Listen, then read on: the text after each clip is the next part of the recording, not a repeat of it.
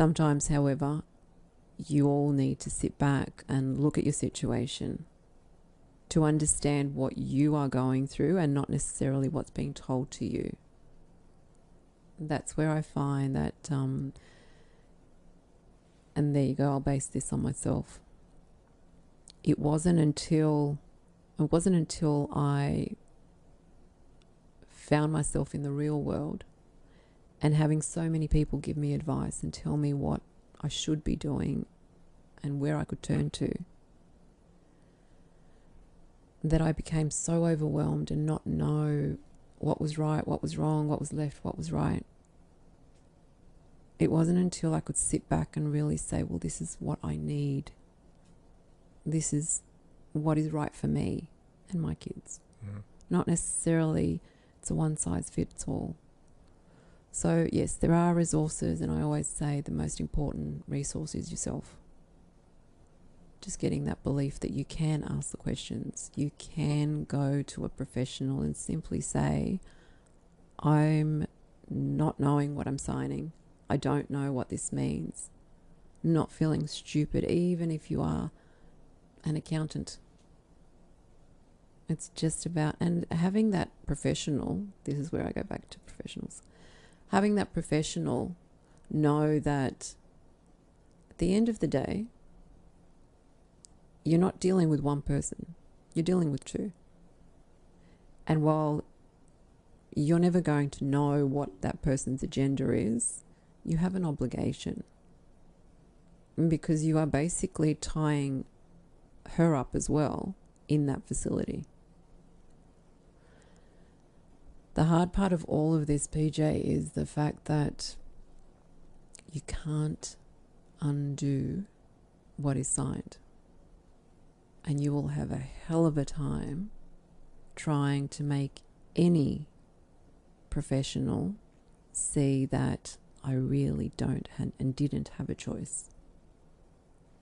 So the best thing to do is to have an ounce of prevention before you have, what's the second part of that statement, but to spend the time up front to make sure that you are aware of, comfortable with, understand everything you're about to do before you do it.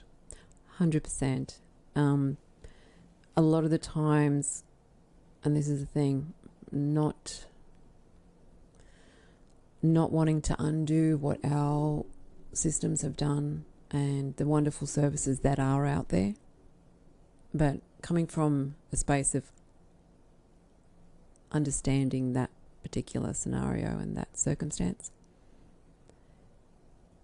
If I had known, or if I just spent time with myself before I was bombarded with all this overwhelming information, it would have made my life a lot easier. And we don't get a chance to do that. Survival is a cocktail of emotions, restrictions, and doubt. Well, on that note, we've been talking now for about an hour around financial coercion. I know, it just flies by. I'm going to wrap this up by saying, first of all, thank you so much for sharing a bit about your background, your personal life with us, and your journey. Clearly, there's more to unpack there. The message to anyone listening to this who now may feel like you need to go and do some research on what you've signed and maybe what your partner has gotten you into, I will ensure that there are resource links on this podcast page. You can go to Diva Financial, look them up on Google. The resource should be there on the website somewhere. And if you do have any issues or questions and you're unsure, you can reach out to the 1-800-RESPECT. I presume there are other services, perhaps Lifeline and some of those others out there would probably help. And certainly if they didn't know, they probably know where to point you. If the situation is just dire and you're not sure, reach out to Intrepid Wealth, reach out to Diva Financial. There are people that will help you, that want to help you solve your problems.